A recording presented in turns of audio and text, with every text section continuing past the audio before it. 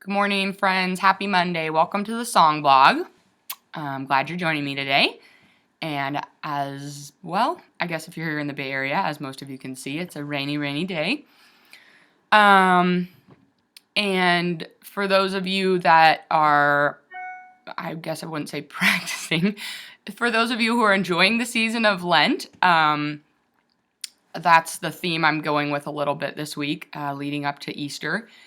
And I wrote a poem a while back that I wanted to share with you guys, and it's just always interesting. Sometimes when I'm feeling the most down, I'll get those words of encouragement, which I really appreciate. They always just seem to come at the perfect time. And my mom had called to let me know that some people she'd shared the poem with really felt encouraged by it, and that meant a lot to me. I wrote this on, I guess, December 15th. It doesn't really have a title, but I'll read this for you, and then I'll post the words below. She is an empty vessel, sitting parched and dry, waiting to be filled, but never knowing why. Cracks have caused her drought. She appears unused, forgotten. She's pretending to be strong, but feeling weak more often. She awaits the potter's visit. What's taking him so long? Time seems to stretch eternally. Her hope is almost gone. But just when she feels most alone, the master comes her way. He lifts her ever so tenderly.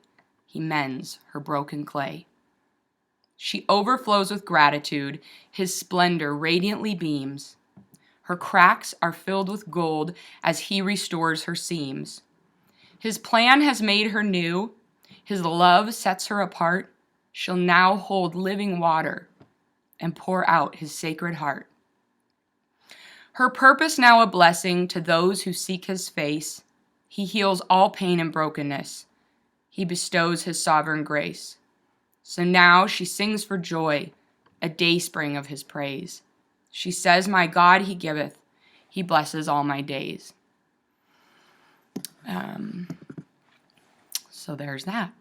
And I'm looking forward to having a couple guests joining me soon. And I didn't have time to work that out this week. And it's just funny, like I go through the week and I have these thoughts of like, oh, I want to talk about this, or this is something I want to share. But it's like when I'm in the shower or in the car, so I never have a chance to write it down. So some of the things will stick, and then some of the thoughts just kind of fade away, and I'm like, oh, shoot, where'd that idea go? It was so good. And I do kind of vaguely remember that I wanted to talk about, relationships and the people that come into our lives, because everyone is there for a purpose and a reason, regardless of whether we can see that or not. And the ripple effect that, our actions and our relationships have, and, how kind of the purpose of this blog, what I've gone through, and, what you're going through, we can all connect through that. We're all the same on the inside. And yeah, so I didn't really have a song this week, and I was kind of debating what I should sing, and, I'm okay with winging it, as you can clearly see. So I am going to sing Amazing Grace because, it's a classic, and there are a lot of songs I looked at that were kind of along those lines. For me, I do appreciate the season of Lent leading up to Easter.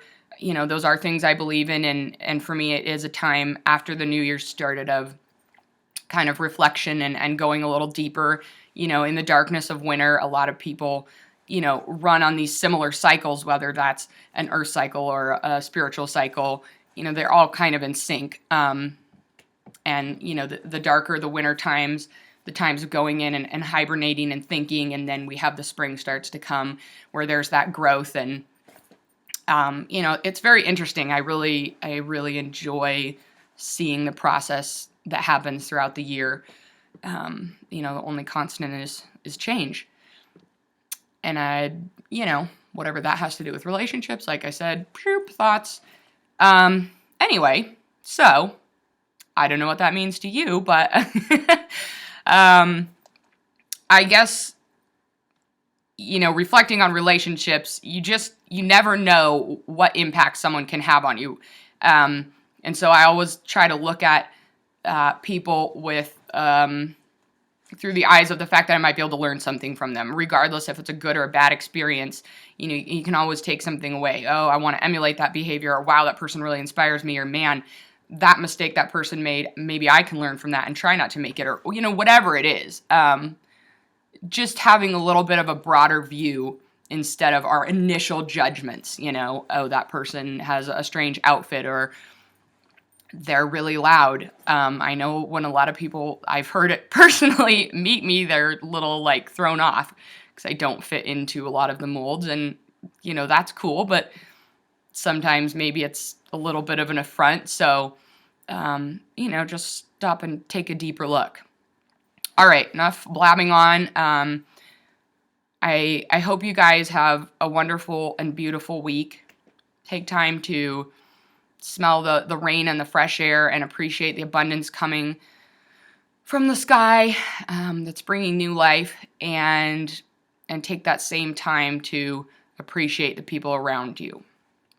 And obviously a lot of times it's hard to take our own advice, so that was definitely another reason I want to read that poem, because I had not forgotten about it, but it wasn't in the forefront of my mind. And when my mom brought it up, it was definitely a time where I needed to hear those words myself. All right, so here's Amazing Grace, and I'll see you guys next week. Amazing grace, how sweet the sound that saved a wretch like me. I once was lost, but now am found. Was blind, but now I see. 'Twas grace that taught my heart to fear, and grace my fears relieved. How precious did that grace appear the hour I first believed.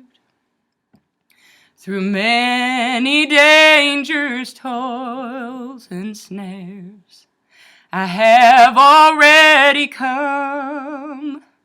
'Twas grace that brought me safe thus far, and grace will lead me home.